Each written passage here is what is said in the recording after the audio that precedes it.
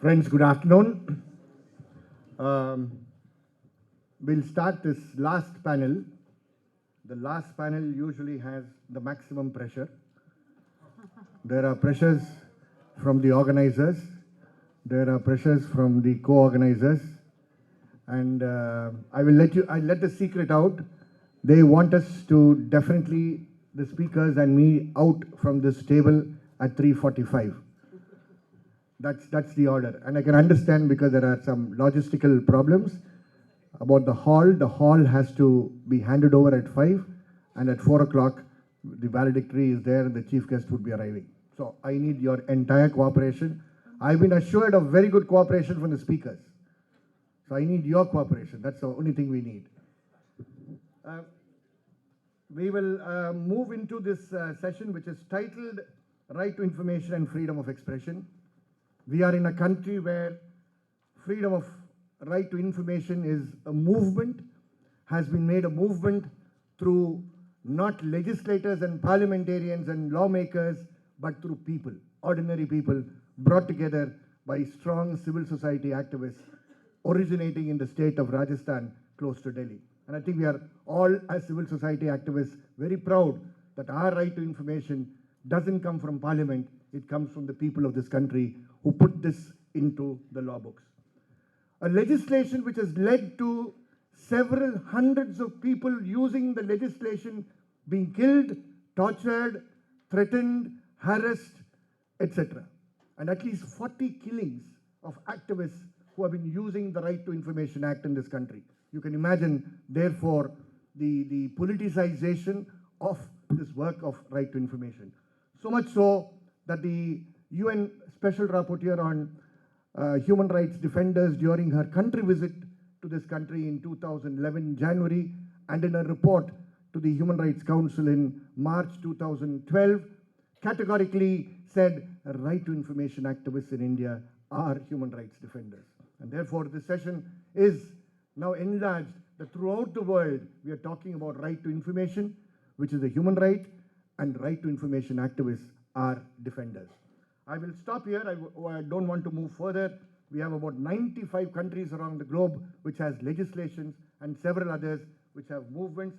We have an array of speakers lined up here. I will go straight to them.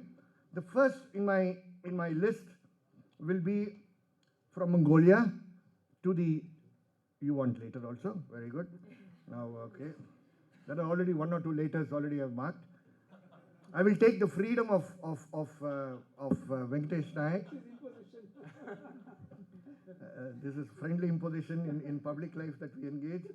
Venkatesh Naik represents the Commonwealth Human Rights Initiative, a human rights organization working in all the Commonwealth countries. And he is the program coordinator for their Access to Information program. Particularly also associated with the national campaign for people's right to information, which is a larger movement across the country here. Venkatesh is very well known in the evening TV shows when there are crucial issues of right to information there. A computer in terms of information, somebody who's connected to the movement for right to information in this country, and at the same time the providers of information in this country, has the flexibility to work at both ends with ease and sincerity without giving up the cause of the poorest of the poor of this country in terms of information.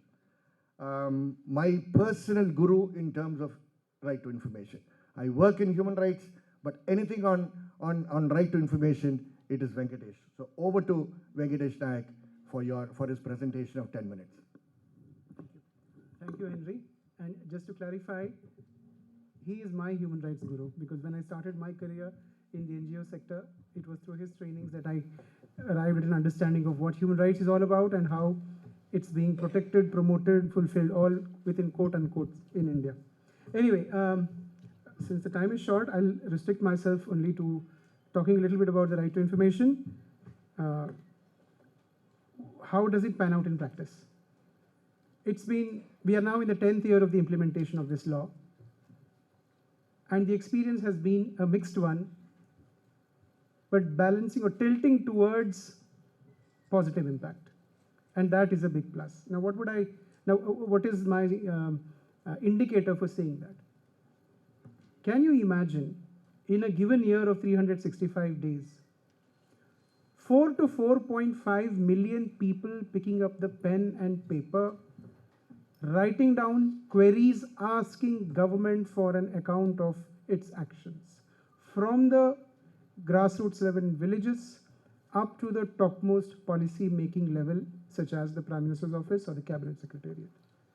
This has been the experience in India, and I think the sheer fact that we today are rated as the country where the most number of people use the right to information to demand transparency and accountability from government speaks volumes for how much we have achieved over the years.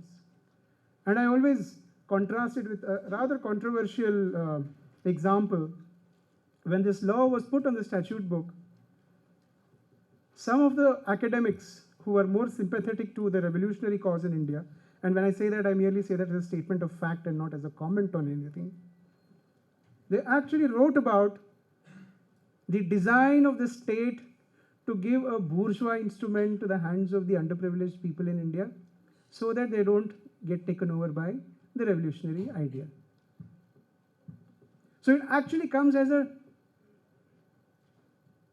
invalidation of that whole ideal or that whole comparison or that whole critique of the right to information when you read in news reports, which still needs to be confirmed, but since it comes in some of the reliable newspapers, you do tend to give it some credence, that when you find RTI applications and responses from government in the hideouts of the left-wing extremist groups, then it shows that, well, RTI has some value for them also. And that, I think, is what RTI has actually shown today. Globally, RTI experts have rated the Indian law as the third best in the world. We are third in rank, only next to Serbia and Slovenia, very tiny countries. Only in terms of size, again, not a comment on anything else, and the size of the population. But the good thing is the Indian law has become an inspiration for many other countries, not only in the South Asian region, but also in other parts of the world to emulate in terms of making a law that will compel the government to be transparent. And the most recent example of that is in Sri Lanka, where the government is looking at all the things that we actually want improved in the Indian law to be put in the Sri Lankan RTI law, whereas civil society is looking at all the negative experiences that India has had and wants to ameliorate them and provide prevent them from happening in India by strengthening their draft bill. So that is the tussle and that's the tension that is going on in that country. And to that extent, India has certainly provided the inspiration. And those of you who would have read the Economic Times a few days ago would have seen that major news item which talked about how India is influencing the whole RTI bill drafting process in our neighborhood, and that's a very good thing. Now, what are the uses for which the right to information is being put in India? All kinds of uses. But if you look at official statistics and not simply at anecdotes, the top 5 public authorities or departments that receive the most number of requests from people are those which actually have a huge clientele, and which is quite logical.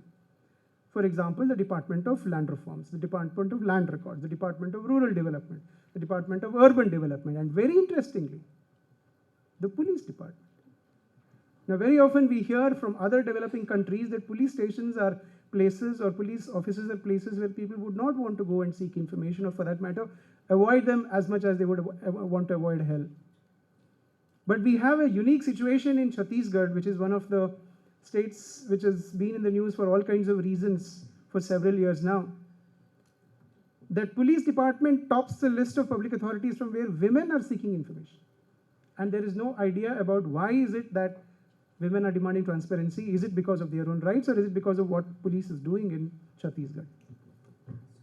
So there is a big movement towards transparency.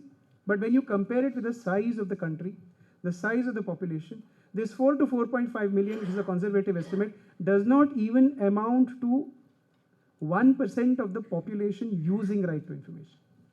We still have not been able to reach out to 1% of the people living in India to become aware and use the right to information law. And that is exactly what is scaring government at all levels, and attempts are being made to stymie, curtail, and nowadays to indulge in a state of benign ignorance and benign neglect as far as the RTI is concerned. I would just want to share with you a couple of instances of how the right to information has made a change. It's made a big impact in people's lives. A study that was published last year of the implementation of this law in 5 states came up with several interesting stories of how RTI shapes people's lives. And out of that, one was quite a poignant story. There was a middle-aged woman in Assam, in one of the districts, who had applied for a job in the local government-run, government-funded women and child care center, which we call Anganwadi, 2008. And she kept on waiting for a response from the government. She kept writing reminders. She went and saw the local bureaucrats who had the power to give those decisions. Every time she was given an evasive reply. Then somebody taught her about the right to information, and she filed an RTI application. She only asked 2 questions. Please let me know what action have you taken on my application for a post in this center, and can you tell me the reasons why no reply has come from your office despite so many years having passed since my submission of this application. She didn't get a reply. What she got was an appointment order. But the woman didn't stop there, because somebody had trained her to say that, look, RTI should not be used as a grievance redressal tool alone. It should be used for its primary purpose, which is transparency. So persist in your application and ask for the information that you wanted. So she filed an appeal after the statutory limit of 30 days was over, waiting for the response of the public authority.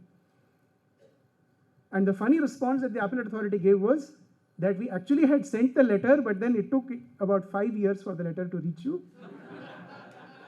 And therefore, please forgive us, don't take us all the way to the commission, because if the woman were to take them to the commission, then that officer who was responsible for the delay could have been penalized up to 25,000 rupees.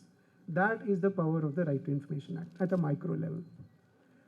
At the macro level, RTI has been used extensively to show how government often bungles, or how government indulges in corrupt practices, and how government indulges in what is technically described as instances of malgovernance. There are n number of scams which have had their origins in terms of exposure because of the RTI interventions that people have engaged in. And one of the most popular, one of the most well-known, which happened in Delhi itself a few years ago, was RTI revealed how funds that were meant for the developmental programs for the most disadvantaged segments of society in Delhi were actually diverted by the government in order to construct stadia and sports complexes, because we were hosting the Commonwealth Games. So RTI is not only giving a tool for people to get their entitlements, it's also giving them a tool to question government about its decision-making procedures and the decisions themselves. And that, I think, is a big, big win for the right to information in this country. And this is all being achieved not through the ballot, not through the bullet, but just by pen and paper. And I think that's something that we need to cherish. Henri did mention about attacks on users. The numbers are already there, so I will not get into the details of that. I just want to tell you what are some of the earth-shattering kinds of information or such major secret information that these people were asking, for which they lost their lives. One person lost his life simply because he wanted to know from the police why they had not taken action to arrest a person who was charged of murder 5 years ago. The same person shot him down in the same police station jurisdiction. Another person asked for information about what the government was doing to control the sand mining mafia, which was depleting and destroying the riverbeds in his area. The same sand mafia hired local goons to get rid of him.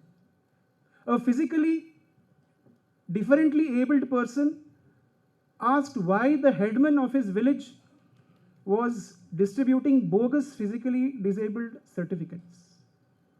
And the headman managed to get the entire village to ostracize this fellow who is visually handicapped. People have still not lost faith in the power of RTI to bring about change.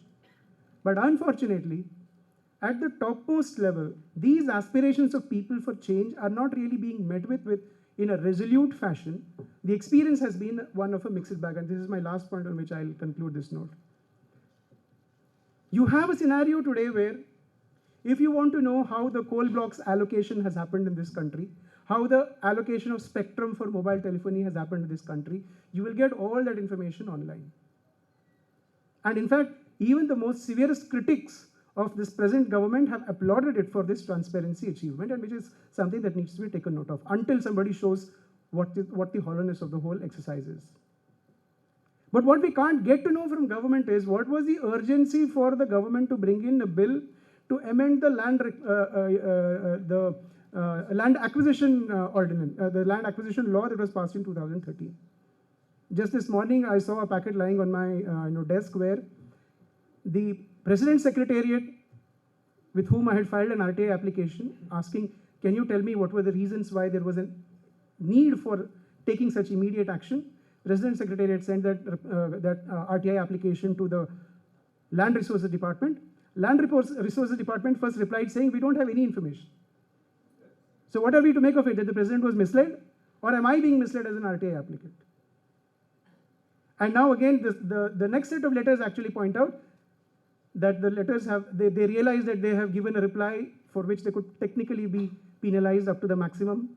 So now they are playing football with the RTI application, sending it to different departments, hoping and expecting that those people would respond. So the culture change that we had expected to happen within the bureaucracy, which is to move from a paradigm of secrecy to transparency. Now that's happening very slowly, and that is a big challenge in India that we need to really address today.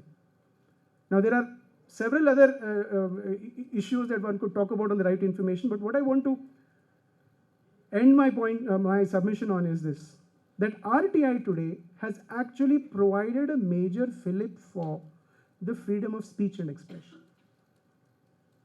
The experiences of people who have used the right to information to demand accountability, whether they succeeded or they failed, they are all appearing in the media without actually the person who is engaged in that exercise having to induce media persons to report on that story. The sheer value of that experience is something that is found to be worthwhile to report to the public, both in the print and the electronic and also in the social media.